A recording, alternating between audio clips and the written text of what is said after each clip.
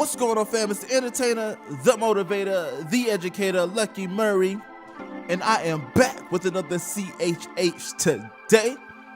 And guys, I have a very interesting topic to talk about. But before I talk about that topic, have you checked out my podcast? It's called the Lucky Murray Podcast. It's available right now on my SoundCloud.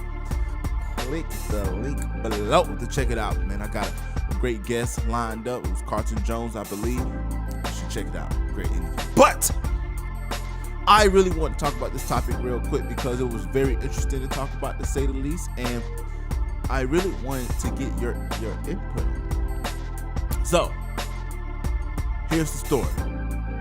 Trackstarz, and I love Trackstarz, man. I've been loving what Trackstarz been doing, man, since back. I started following Trackstarz back in 2014.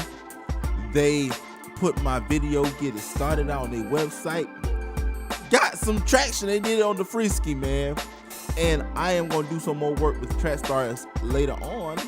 But I do love their platform. So if you have not subscribed to Trackstarz, you need to do so because they're right down in Atlanta. And me being for Greenville, that's 2.5 hours away. They've been doing it, man, for the years, man. They're the OGs in this thing, man. So they had a conversation, which I wanted to talk about in my CHH Today. And they titled it The Death of CHH. And they really drafted this conversation from DJ Wado and his exit from the genre. Now, I don't want to say an exit, I'm going to say a break because of where the genre is at, and that's what I want to talk about.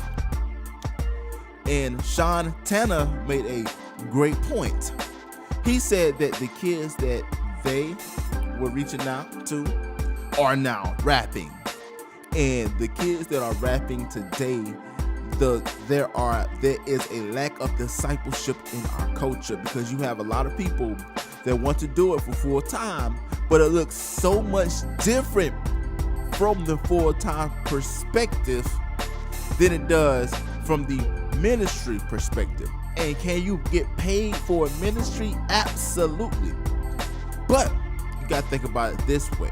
There are a lot of pastors who do not get paid for pastoring. They have other things that they do, and they pastor because they have a heart for ministry. And the money that they do receive for a particular church, they put it back into the church. So Ryan Righteous, which it was for a year, he tried to make this thing full time, and he literally was doing it full time. But he saw a problem that he couldn't make the money to support his family that he could with a regular job. So he went back and got a regular job. And shout outs to Ryan Righteous, because it takes a noble man or woman to admit that they are creative, but they need to support their family. And nothing wrong with that. He's still doing this ministry. They've been still doing Trackstarz. He just works and has a family. And I think that we have to realize that Christian hip-hop is much more than just doing music and to see it as a product that we get money out of.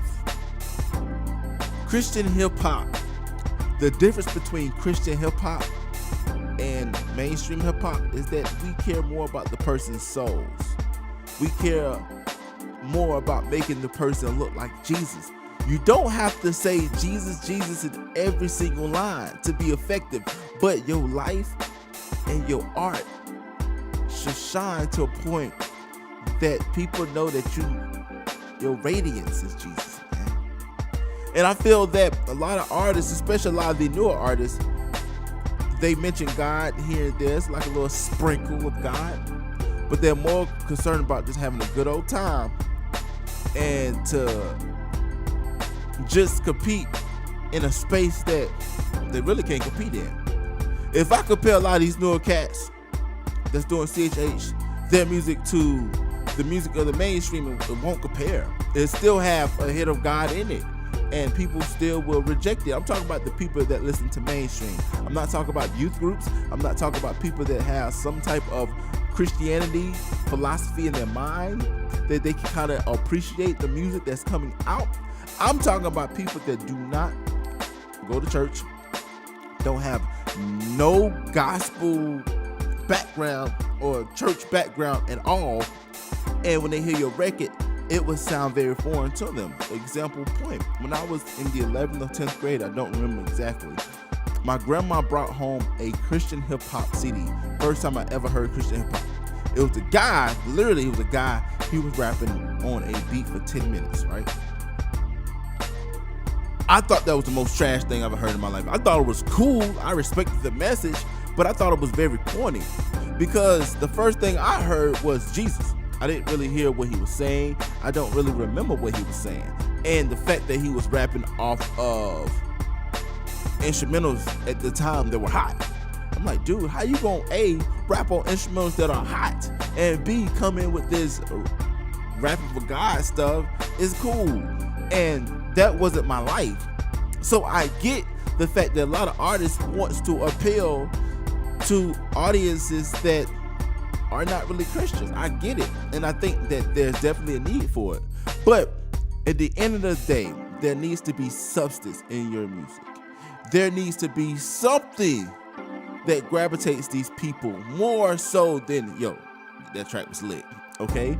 Because I realized this, as an artist myself, you can have those lit songs, you can have those songs that turn up, you know? But if it doesn't have any substance, people will not come back to it. It's only lit for some time until they go to the next lit thing. And I think that we live in a generation that has to have instant gratification, meaning that people want something when they want it, and they want it now or maybe yesterday. Let that sink in for a second. We live in an instant gratification era. And I think that a lot of people, especially doing Christian hip hop, they want the money and they need it now. They need it now. They don't need it today. They don't need it tomorrow. They need it now.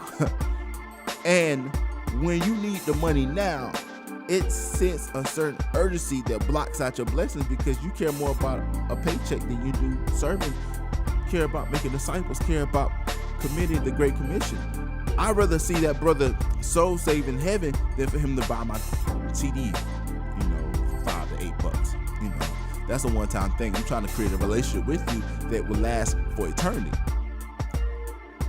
And that was basically their argument as far as how the Christian hip-hop scene has to do some growing up, some thinking. We're at a point right now where we're confused. We don't know exactly where we're at. In 2012, we knew exactly where we was at, and Lecrae was the main one, and he was pushing the agenda, and everybody was like, yeah, we're doing what that guy's doing. And Lecrae is not a banner for Christian hip-hop. Once Lecrae was like, look, guys, this was what I was making, but this is what I'm trying to do now. He's still a Christian. He still makes music, but it reflects differently for the people he's trying to reach. And also the argument, it was a great point. I forget which one the hosts from Trackstarz made this, but you have to make music for the field, like for the church. You have to make music for outside the church. You got to figure out what role you're trying to do. Making music for the church is a lot different than making music for outside the church, and you have to know your role. Okay, we look at the Golden State Warriors, which probably gonna win the championship this year. Draymond Green, Klay Thompson, Kevin Durant, and Steph Curry knows their role, and they know how to execute as a team. And I think that we lost that whole mentality of a team, and we need to build it back up. So, what do you think about the death of CHH? And if you haven't seen the interview, watch the interview. I will have it linked in the description below. And do you think that Christian hip hop is about to die? Comment below. Let me know what you think. Communicate with me, guys. I love it when you talk to me on the comment section below. Share this. Share it with a friend. Share it with 2. Heck, share it with 10. It doesn't really matter. So again, it's the entertainer, the motivator, the educator, Lucky Murray, back with another CHH Today, and CHH ain't dead. It's just reviving. Until next time, people.